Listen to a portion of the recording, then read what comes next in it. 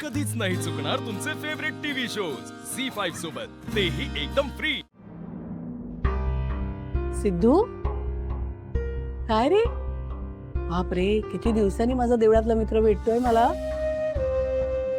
काय रे, काय झालं? चेहरा का असा आहे? काकू तुम्हाला खरं सांगू का, मलाच माहित नाही मी ते कशाला आलोय। काय झालं बाळा, मला सांग ना।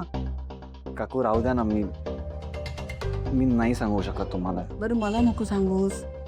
देवाच्या दारात आल्यास देवाला तर सांगशील। देवावरनं तर माझा विश्वासच उडालाय आता।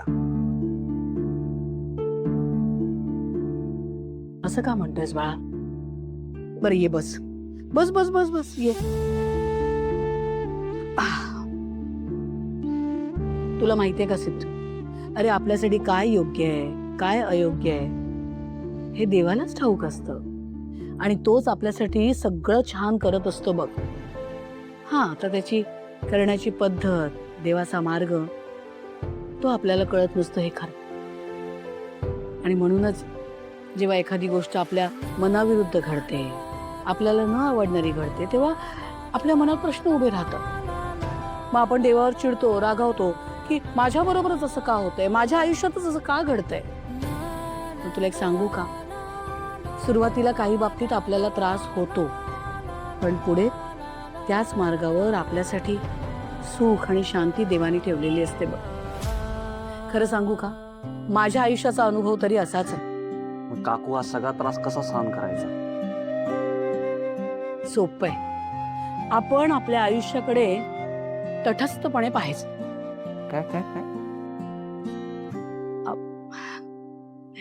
सोप्या भाषेत सांगू तुला, तू सिनेमा बघतोस ना, पिक्चर बघायला जातोस ना, मग तो पिक्चर आपण 3 तास बघतो तेव्हा त्यातल्या किती गोष्टींचा आपण विचार करतो, म्हणजे हिरो, हिरोईन, विलन किंवा त्या सिनेमात जे काही घडलं त्याबद्दल किती काळ विचार करतो? ते 3 तास किंवा सिनेमा संपल्यानंतर एक काही काळ? मग मात्र सगळं विसरून आपण आपल्या आयुष्यात आपल्या कामाला लागतो, बरोबर? तसंच आहे मग आपण ना आपल्या आयुष्याकडे त्या प्रेक्षकासारखं पाहायला शिकलं पाहिजे, म्हणजे मग रागा होणार नाही, फार चिडचिड होणार नाही। म्हणजे काय तर आपल्या आयुष्यात जे काही घडतं ते जरी आपल्याला आवडलं नाही तरी आपण विश्वास ठेवायचा देवावर की पुढे जाऊन देव सगळं छान करणार आहे आपल्या आयुष्यात।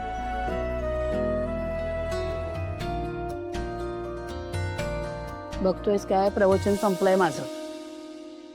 जे काकू प्रवचन होता का माहित नाही, पण आता जे तुम्ही बोललात ना, ऐकून जाम भारी वाटलं। म्हणजे अख्खा माझा मूडच पलटला। एक मिनिट काकू, खोला नाही। हा माया, बोल ना।